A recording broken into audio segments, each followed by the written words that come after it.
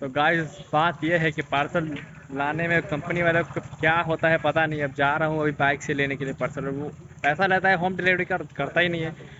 Date था 2 दिन पहले और आज देखिए 2 दिन लेट दे रहा है और फ़ोन कर रहा है। हद है। चल तो भी चल भी चौक पर। तो गाइस चलिए अब चलते हैं, अब क्या ही कर सकते हैं। ऐसा देखिए पूरा बारिश की वजह से पूरा किच किच हो रखा है। तो चलिए लाते हैं, देखते हैं क्या क्या है उसमें पार्सल में।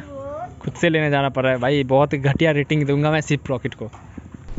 तो पता नहीं ऐसा क्यों करते हैं, मेरे ऐसा बहुत बार हुआ है। मतलब पार्सल पहले डिलीवर्ड लिख देता है, शो कर देता है, मैसेज आ जाता है, बट यहाँ पे पार्सल लेके आता ही नहीं है। मुझे तो 2-3 किलोमीटर जाना पड़ा वहाँ पे लेने के लिए, बोला कि ऑफिस यहाँ पे है आके ले जाओ। मतलब हद है, किसी ब्रॉकेट वाले को पता नहीं क्या हो जाता है। और DTDC जो पार्सल जो कंपनी पता नहीं क्या है, वो जाके मुझे बोला कि यहाँ पे पार्सल है आ जाओ। तो यहाँ पे पहुँच के और बस मैंने रजिस्टर वगैरह देख लिया, साइन वगैरह की दिया और फाइनली लेके आ गया घर को। तो देख सकते हैं ये रहा पार्सल, और इसमें देखते हैं कि क्या भेजे हैं इस बार। यहाँ पे देख सकते हैं कानपुर मॉडलिंग क्लब तो ऊपर ही में पूरा है। तो चलिए इसको कट करते हैं बीच से। तो बीच से कट करने के बाद देखो क्या निकलता है इसमें से। तो ये रहा हमारा बॉक्स। तो यहाँ पे देख सकते हैं एक प्रोपेलर है, जो कि मैंने कहा था कि प्रोपेलर एक चाहिए, जो मैं ड्रोन बना रहा हूँ उसमें एक चाहिए, कम पड़ रहा था। तो यहाँ पे देख सकते हैं एक पेयर है CW और CCW।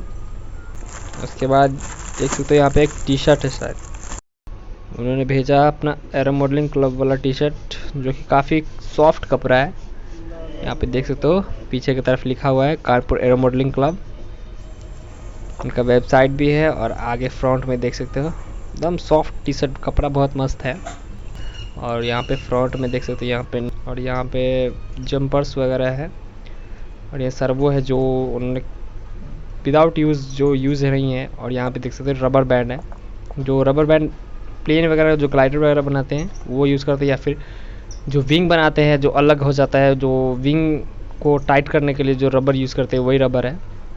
और यहाँ पे देख सकते हो GPS है, जो उन्होंने मंगाया था, बट वो APM के साथ फ्लाइट कंट्रोल में अच्छा से चला नहीं, तो वो वहाँ पे पड़ा हुआ था। तो बोल कि ले लो ये भाई, शायद वो क्रॉस फ्लाइट जो पिछले बार भेजे हैं उसमें यूज़ आ जाए।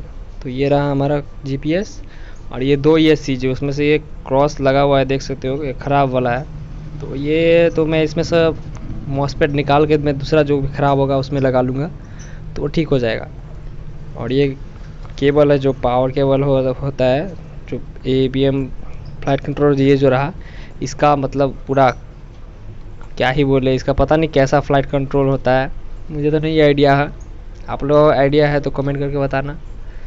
तो गाइस मैं क्रॉस फ्लाइट कंट्रोलर यूज़ करके मैं ड्रोन बनना चाहूँगा, और मतलब मेरे पास तो लैपटॉप है नहीं।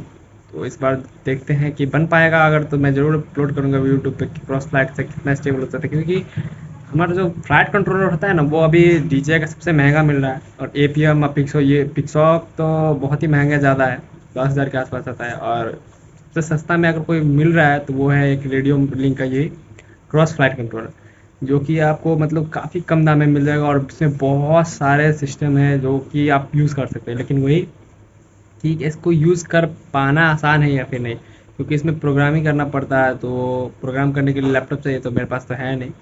तो है अगल बगल गांव में, तो मैं उससे मांग के मैं ट्राई करता हूँ, बनाने की कोशिश करता हूँ। अगर बन गया तो ज़रूर आपको कहूँगा कि ऐसे ऐसे करके बना सकते हो इजीली। और कितना स्टेबल होगा वो तो आप देख लेना नेक्स्ट वीडियो में। तो कैसा लगा आपको ये वीडियो, ज़रूर आप लोग कमेंट करके बताना। और कुछ भी जानना हो तो कमेंट करो किस टॉपिक पे वीडियो चाहिए। तो मिलते हैं नेक्स्ट वीडियो में, तब तक के लिए।